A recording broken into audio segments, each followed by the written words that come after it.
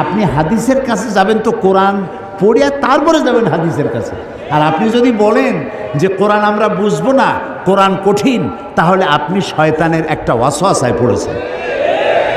যেখানে আল্লাহ বলছেন আমি সহজ করেছি, কে বলেছে? আল্লাহ। বলেন আরো জোরে কোন? আল্লাহ রাব্বুল আলামিন সূরা কামারের ভিতরে একই কথা 4 বার উচ্চারণ করেছেন। আল্লাহ রাব্বুল আলামিন বলেছেন ওয়ালাকাদ ইয়াসসারনাল কুরআনা লিযিকরি ফাহাল মিন মুদ্দাকির। আমি আল্লাহ রাব্বুল আলামিন অবশ্যই কোরআনকে বোঝার জন্য আমি আল্লাহ সহজ করে দিয়েছি। আছে কি কেউ এর থেকে উপদেশ গ্রহণ করার? আল্লাহ বলছেন আমি করছি সহজ, আর আমরা কপাল পোড়া আমরা বলছি কোরআন খুব কঠিন, বুঝবো না, চলো যে আমরা হাদিস পড়ি। আশ্চর্য কথা। এই জন্য কোরআন শরীফ পড়ার সময় বিসমিল্লাহ পড়া বাধ্যতামূলক নয়। কোরআন শরীফ পড়ার সময় বিসমিল্লাহ পড়া বাধ্যতামূলক নয়, কিন্তু আউযু বিল্লাহি মিনাশ শাইতানির রাজিম পড়া বাধ্যতামূলক।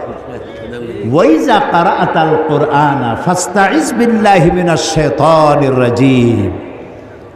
যদিও প্রত্যেকটা সূরা শুরু হয়েছে বিসমিল্লাহ দিয়ে। কোরআন শরীফের সূরা সংখ্যা কত? 114। প্রত্যেকটা সূরায় আছে, একটা সূরায় নাই বিসমিল্লাহ। ওটা কোনটা? সূরা তাওবা। তো 114টা সূরার 113টা সূরায় বিসমিল্লাহ আছে, একটাই নাই।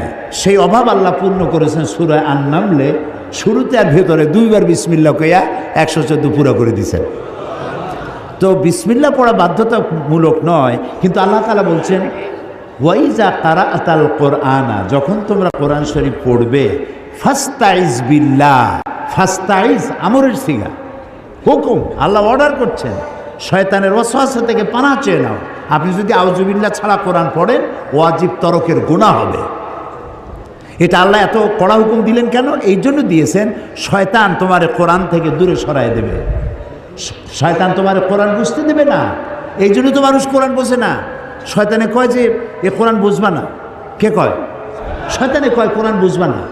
সেই জন্য কোরআনে চুমা দেয়, মাথায় লাগায়, বুকে লাগায়। আচ্ছা, কোরআন বুকে লাগানো চুমা দেওয়া মোটেই নিষেধ নাই। আমি কোরআনে চুমা দেবো না, তো দেবো কিসে? কোরআনেই চুমা দেবো, এটা মাথায় রাখবো, বুকে লাগাবো। কিন্তু চুমা দেওয়া কি সব না। এখন আমাদের কপালটা পুড়ছে না এই পৃথিবীতে। আমি যদি প্রশ্ন করি বগুড়াবাসীকে, আমি জানি বগুড়ার লোকেরা